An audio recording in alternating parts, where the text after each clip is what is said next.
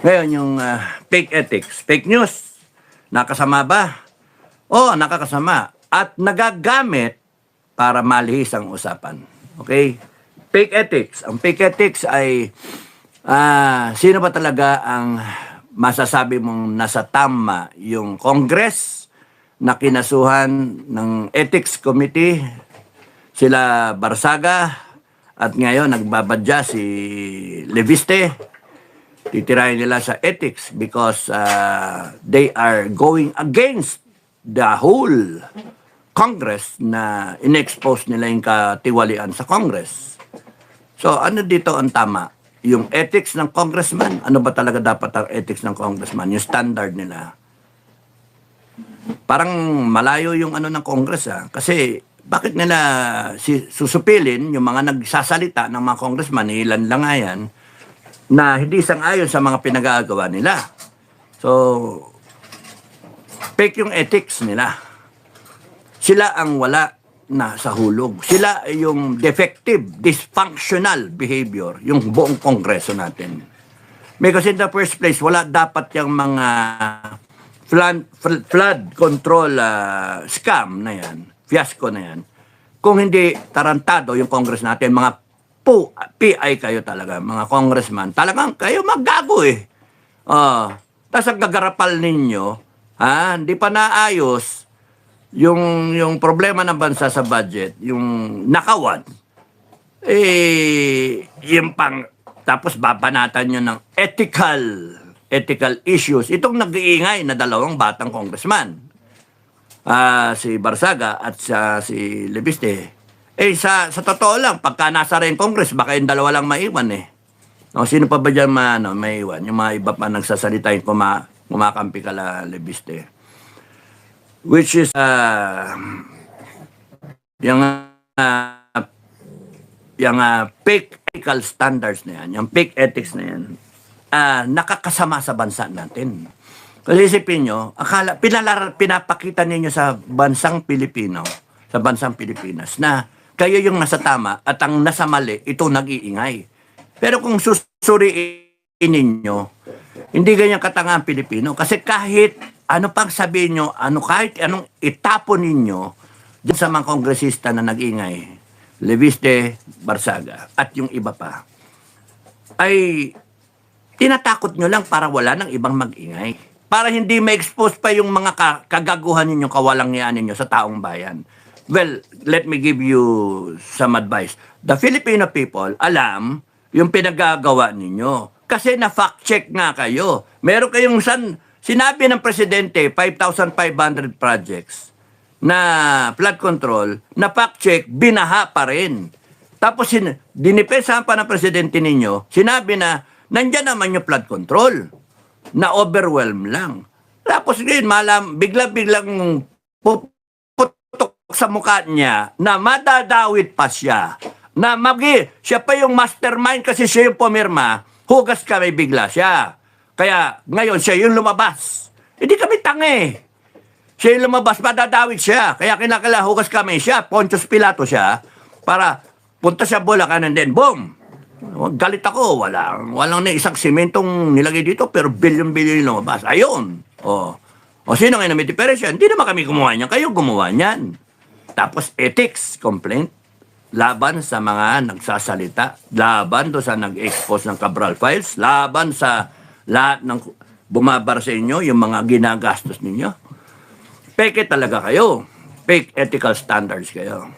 So pagka pinagsama mo yung fake news at saka fake ethics na yan, bagsak talaga bansa natin. Walang mangyayari sa atin. Ang kakapuntahan niya, revolusyon ng taong bayan. Doon pupunta yan. Pinagpipilitan kasi ninyo kayo yung matitino, pero yung mga nag-iingay ang masasama. Kakasuhan ninyo ng inciting to sedition, rebellion, whatever na kasi pupukol nyo, ethical complaint laban sa congressman, sususpindin ninyo. Pero sa tingin nyo, maabsuelto kayo, manggagago, mga loko-loko. Iikot ang gulong, magagalit ang taong bayan, tatayo.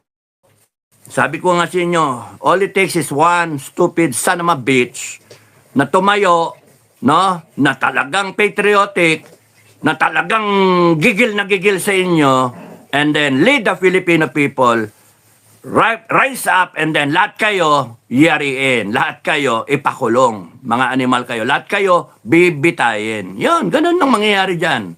Nasabi sa inyo, takot na takot kayo maging Nepal. Pues, I'm telling you, we will become greater than Nepal. Mas grabe sa Nepal ang mangyayari sa atin. Because when the Filipino people stand up in an uprising of the masses of the Filipino people, even the armed forces and the PNP will not be able to quell it, will not be able to stop it, because it is a tidal wave of the sovereign Filipino people. And lahat kayo ipakukulong. Ang yayabang ninyo, ang titigas ng kukote ninyo, para yung mga bobo naman kayo, fake news, fake ethics, mga gago kayo. Kayo yung mga, semplang ang karakter.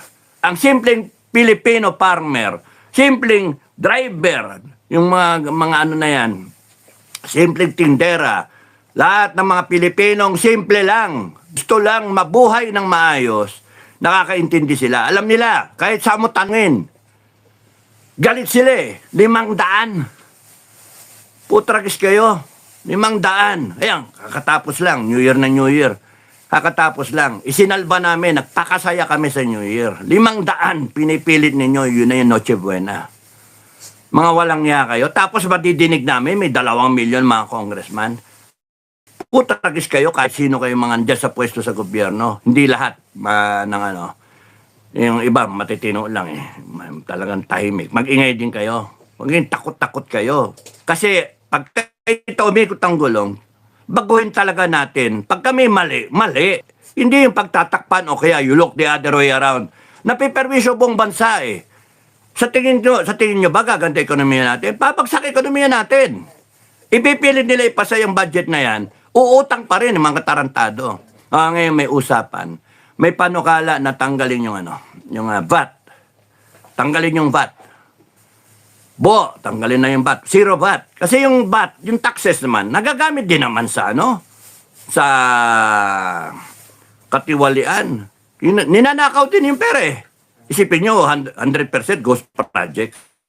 100%? Kung ilang bilyon nyo, punta lang sa mali-maleta.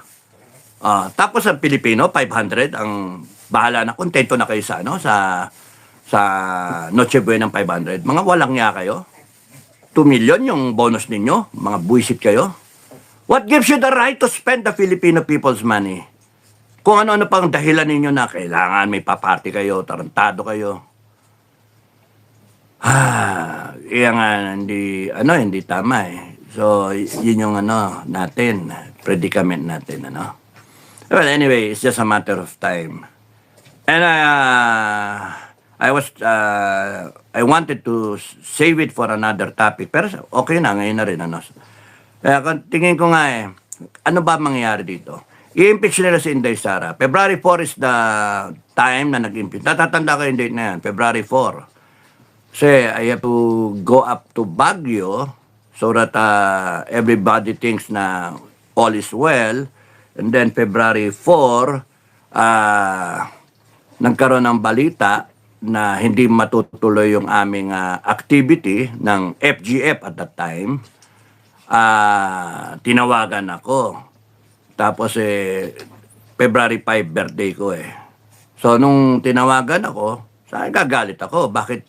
Kasi issue pa raw, inaano ni Commander Bukay, kung tatawagan ako or kasi magbe-birthday ako. Perwisyo yung balita na okay na lahat and then bababa na lang ako. Biglang February 4, sana sinabi nyo sa akin kasi nag-impeach sila kay Inday Sara. Kita nyo yung impeachment ng February 4, tapos noon at the same time pinapunta sa Congress itong mga vlogger, no? Mga vlogger, 40, di ba? Yung 40. Yung 37 yung opposition, 3 yung yung sa pro-government. So pinapunta, pero yung tong mga pumunta sa Supreme Court, nag-ahain ng kaso, no? So kaya galit na galit ako noon kasi sabi ko I would have spent my birthday doon mismo sa Manila. away from it all. Tapos noon, making sure na natuloy yung activity ng FGF. February 4. You should have called me nung February 4 o before February 4 kasi meron na kayong alam na hindi matutuloy. Commander Bukay, Metran, kept it to himself. Tapos tinawagan yung si Commander Falcon. Tinatanong, sasabihan daw ba ako? Sige, siyempre, sagot ni Commander Falcon, siyempre. Commander should always be informed. Doon nalaman ko, galit na galit ako . Gago pala. Ano ba mas malaga? Bansa, birthday ko. Ano mas malaga? Tameme si Commander Bukay doon. Siyempre, sir. Bansa. Ano mas malaga? Kinabukasan ng Pilipinas o birthday ko?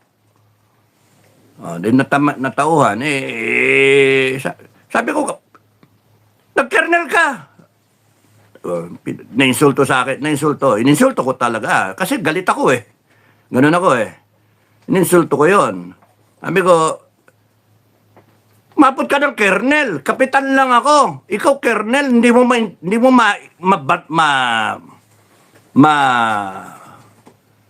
matimba ko ano mas mahalaga, birthday ko o yung bansa natin. You should have informed me right away. So, nung 4, nung nakita kong ganyan, bumaba ako. At nag-revolution sana tayo. Puta, gago. Kaya nga galit ako nun .